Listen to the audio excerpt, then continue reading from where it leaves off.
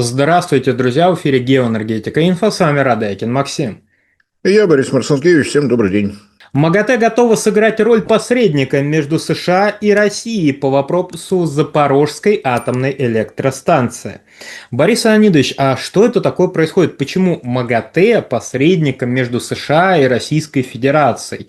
Ну да, атомная электростанция находится на территории, контролируемой Российской Федерацией. Но США-то там что контролируют? Или это связано с вопросом неведомых технологий Вестингауза, которые они подвезли на украинскую бывшую АЭС? Давайте по порядку попробуем разобраться, что происходит. Это такая энергетическая политическая тема. На всякий случай напомню, что МАГАТЭ – это орган ООН. То, что сейчас основное внимание к МАГАТЭ в связи с договором о нераспространении ядерного оружия, это, конечно, хорошо, но МАГАТЭ возникло раньше, чем возник договор. Изначально задумывалась как организация, которая должна способствовать распространению атомных технологий в тех странах, которые к атомному проекту еще не присоединились. Потому как бы ее посредническая роль, как бы оправдана. Вроде бы как нейтральный политический орган, почему бы и нет. Что касается Запорожской атомной электростанции, дело не в том, что на контролируемой территории, это по Конституции России, территория в России, и никаких разговоров здесь о каком-то иностранном участии в принципе быть не может. Но, как водится, есть нюансы. Нюансы заключаются в том, что топливо в 4 реакторах из 6 Запорожской атомной электростанции поставлено американской компанией Westinghouse. Хотя слово «американское» здесь достаточно условно. Компания зарегистрирована в США, действует по законам США, в том числе и по патентному праву США. Больше ее с Соединенными Штатами особо ничего не связывает. После очередной перепродажи, после процедуры добровольного банкротства, собственниками являются канадские фонды. Так что здесь на самом деле ничего американского и нет. Но завод Вестеросе, Швеция, выпускающая ядерное топливо, принадлежит компании Westinghouse. Если говорить о том, что она сохраняет какое-то, как бы это помягче сказать, какое-то отношение к атомной отрасли, то это прежде всего ядерное топливо. После смены владельца на мировом рынке реакторостроения компанию Westinghouse никто не видел. Достроенные 2 блока атомной электростанции Вогль на территории Соединенных Штатов достроены не компанией Westinghouse, она как раз от этого отказалась. Технология ее, не более того. То есть, если говорить о экономической составляющей, действия канадских фондов совершенно очевидны. До состояния банкротства компания Westinghouse сама себя довела тем, что одновременно пыталась построить 8 энергоблоков, 4 в Китае, 4 в Соединенных Штатах, но на этом она надорвалась. Идти еще раз в тот бизнес, который принес вот такие финансовые результаты, нет ни малейшего желания, в то время как производство и поставки ядерного топлива приносят совершенно очевидную прибыль. По какой причине киевское руководство решило, что можно загружать ядерное топливо Вестингаус в советские реакторы ВВР-1000, тоже какой-то отдельный разговор. Первая попытка сделать это была в начале нулевых. На тот момент, по-моему, Украиной руководил житель Ростова нынешний. Тоже, на мой взгляд, такая романтика, которая характерна, может быть, для первых годов становления атомного проекта, когда про безопасность особо никто не думал, всем было интересно пощупать сами технологии. Американцы сказали, что все в порядке, значит, надо ставить. Ровно так же себя повели и чехи. Результат в обоих случаях получился один и тот же. На всякий случай напоминаю, что внешняя форма тепловыделяющих сборок, то есть пучка тепловыделяющих элементов, собрана в единое целое, в случае западных технологий квадрат в сечении, то есть пучок длинный, продолговатый, 9-метровый, но поперечное сечение именно квадрат. В советской и российской технологии это шестигранник, то есть форма наиболее приближенная к кругу для того, чтобы обеспечить равномерное выгорание топлива. Поэтому Росатому производить четырехгранники непросто, Вестингаузу, соответственно, на шестигранники перейти тоже непросто. Результат, который показало топливо от Westinghouse в реакторах ВВР-1000, описано техническими комиссиями сборки испытывали деформации скручивания, сжатия и изгиба. То есть их стало сворачивать в бараний рог, если вещи своими именами называть. Ну, поскольку что в Чехии, что на Украине специалисты были из нашей советской школы, среагировали вовремя, выдернули, выкинули и забыли. В числе прочего, впервые в истории атомной индустрии был досрочно прерван топливный контракт. Чехия разорвала его просто мгновенно, потому что рисковать собственной не самой большой территорией для того, чтобы получить изрядную дозу радиации, никто не хотел. Дальше все пошло как бы, ну, более-менее штатно. То есть Вестингаус, получив такой опыт, начал задумываться над тем, какие сплавы применять, как менять жесткость конструкции и так далее. Украинцы и чехи притаились, ожидая, когда все это закончится. Чехия, когда Вестингаус сообщила, что доработала, поступила, на мой взгляд, совершенно верно. Взяв 6 сборок, отправили в активную зону, 1,5 года простояла там, еще 1,5 года заняли постреакторные проверки. То есть все ли в порядке, нет ли рисков. И только после этого сейчас будут выходить на подписание контракта с Вестингаусом, соответственно, прерывая контракт с Росатомом. Милые разговоры европейских руководителей, что отказ от российского ядерного топлива описывается словом диверсификация. Это, как в Европе обычно принято, просто вранье. Ядерное топливо для реакторов советского и российского дизайна выпускают только 2 компании на планете, Вестингаус и Росатом. Если ты отказываешься от Росатома, то это точно не диверсификация, это монополия. Киевское руководство на такие длительные испытания, которые провела Чехия, не пошли. Если заокеанский мистер сказал, что все в порядке, не надо ставить. Для этого потребовалось провести дополнительную работу на блоках Запорожской атомной электростанции. Немножко разная система захвата. Перегрузочная машина берет за верх тепловыделяющую сборку и потихоньку ее вынимает. Вот система захвата оказалась немножко разная, но перегрузочные машины из Соединенных Штатов были поставлены, все в порядке с этой стороны. Кроме того, что касается Запорожской атомной электростанции, было построено сухое хранилище обреченного ядерного топлива. Это изначально задумывалось, то есть еще в советские времена, когда проектировалось, предусматривалось, что своя площадка нужна. Связано это было с тем, что на тот момент переработка топлива в Советском Союзе осуществлялась только на производственном объединении «Маяк», и там просто и производительность не та, которая справлялась бы со всей нагрузкой. Я на всякий случай напоминаю, что перерабатывать надо ядерное топливо не только от атомных от реакторов энергетического класса, но и от реакторов исследовательских, а также от реакторов подлодок, от реакторов атомных ледоколов. Маяку было что делать. Хранилище появилось, то есть, если бы ничего не менялось, то ситуация выглядела до предела просто. 5 лет извлеченное из активной зоны топлива отдыхает в бассейне выдержки, остывает, после этого перемещается в пеналы. Достаточно сложная конструкция, перегрузочная машина извлекает, сушит от воды, укладывает в пенал, который заполняется аргоном, нейтральный газ, для того, чтобы не было рисков, что еще какая-нибудь химическая реакция наступит. И упаковывается в цилиндр, который вертикально хранится в сухом хранилище. Вертикально достаточно такая аккуратная придумка. Американская компания Nukem, известная в атомном мире, так скажем, опытно работала в Соединенных Штатах, где с облученным топливом тоже огромные проблемы.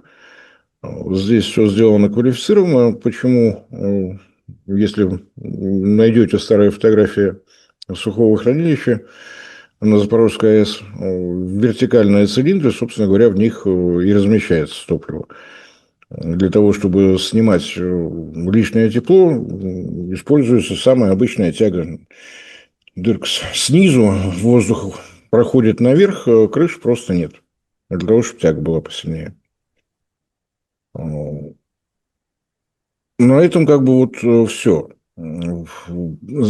реакторы Запорожской атомной электростанции на день сегодняшний в холодном останове, то есть электроэнергию они не вырабатывают, циркуляционные насосы работают, то есть можно, грубо говоря, считать, что облученное топливо уже сейчас находится в бассейне выдержки. Вода прокачивается, температура снимается, ровно то же самое, что и в бассейне выдержки. Вопрос, что с ним делать? Американцы, которые высказались, что какие-то очень важные технологии могут уйти в руки их конкурента, то есть Росатома. Здоровый смех, я думаю, в Росатоме за кадром телевизионных камер точно вызвали. Совсем недавно поступила новость о том, что для ВВР-1200 начинается использование топлива ТВС-5, пятое поколение. С этим топливом Росатом работал все эти годы, модернизировал, совершенствовал для того, чтобы увеличить и безопасность, то есть удержание всей радиоактивности внутри активной зоны и внутри тепловыделяющих сборок, и боролся за глубину выгорания топлива. Раз с таким трудом получается увеличить концентрацию урана-235, но хочется, чтобы он был весь использован для получения электрической энергии. У Вестингауза такого опыта, разумеется, нет. Они топливо для советских реакторов освоили совсем недавно. Но второй вопрос, а что, собственно говоря, делать? Еще в 70-е годы в США был принят закон, который приравнял облученное топливо к высокоактивным отходам.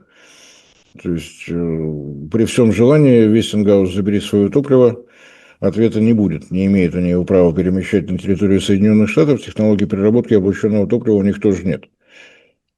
Причины понятны. Если это высокоактивные отходы, значит, ввозить нельзя, как в любую другую страну на планете. Почему нет технологий? Но если у тебя запрет на переработку, то зачем заниматься развитием технологий, если они пойдут в стол? И что с ним делать?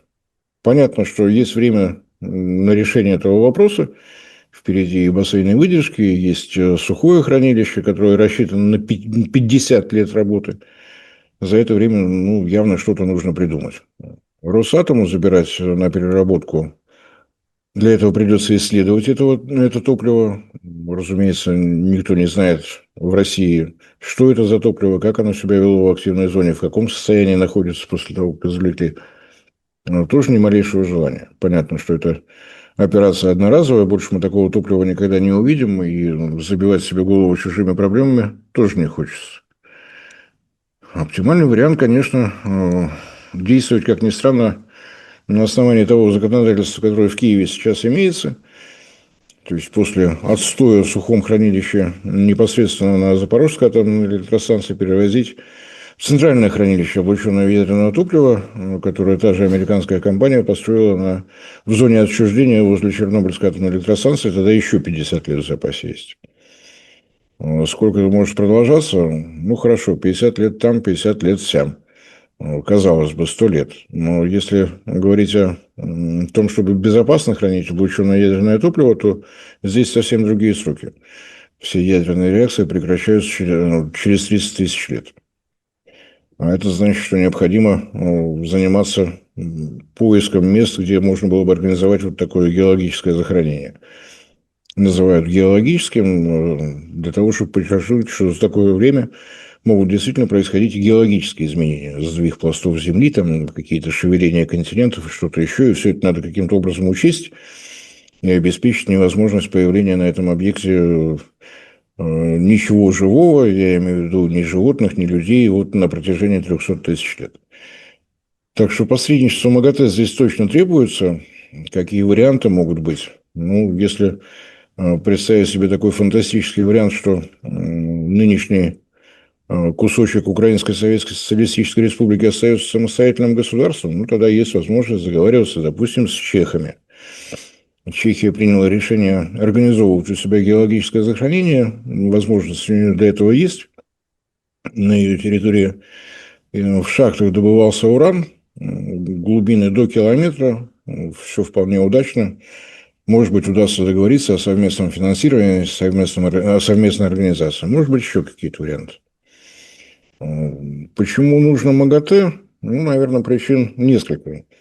Если вспомнить о том, что генеральный директор Гросси профессиональный атомщик, то Понятно, что несмотря на всю его политическую риторику, так скажем, симпатия у него все равно на стороне Росатома. С его технологиями он знаком, и на последней встрече, которая в Калининграде с генеральным директором Росатома состоялась, если внимательно прочитать, что говорил Гросси, то он уверен, что перезапуск Запорожской атомной электростанции абсолютно решаемая проблема, но для этого надо, чтобы боевые действия не происходили на соседнем берегу, а где-нибудь чем дальше, тем лучше. Росатом тоже уверен, что он с этой проблемой справится, несмотря на то, что произошло с Каховской ГЭС. Нет водохранилища, воды для охлаждения, где брать. Решение Росатома, как всегда, оказалось асимметричным. Сейчас идет конструирование плавучей насосной станции. Если нет водохранилища, значит, будем брать воду прямо из реки. Но, опять же, для того, чтобы эта насосная станция работала, необходимо, чтобы вокруг все было как там это, чуден Днепр при тихой погоде. Вот тихая погода требуется, пока ее не наблюдается. Вот какая-то такая ситуация. А участие МАГАТЭ в этих переговорах дает возможность Соединенным Штатам, ну, грубо говоря, не обострять отношения. Соединенные Штаты в последнее время вроде бы не заинтересованы в том, чтобы противостояние России и Соединенных Штатов шло по нарастающей. Можно сослаться на то, что ведем переговоры с МАГАТЭ, не торопитесь. Для атомной энергетики, конечно, вот такое решение считается быстрым, но 50 лет в хранилище на территории Запорожской АЭС, 50 лет где-нибудь там на территории Чернобыльской зоны. Ну, есть какая-то временная фора для того, чтобы утрясти все эти взаимоотношения, при этом их не обостряя. Мы ведем переговоры при участии МАГАТЭ. Замечательная формулировка, которая позволяет без спешки, без горячности какой-то, без политической составляющей решать чисто технические проблемы. Борис Леонидович, большое спасибо за комментарий. Друзья, подписывайтесь на телеграм-канал Геоэнергетика Инфо, ссылка будет в описании и закрепленном комментарии. Там же будут реквизиты для желающих финансово поддержать наш проект, чтобы мы и дальше также бодро вещали на всех площадках без монетизации. Спасибо, до новых встреч. Всем спасибо за внимание, всем всего доброго.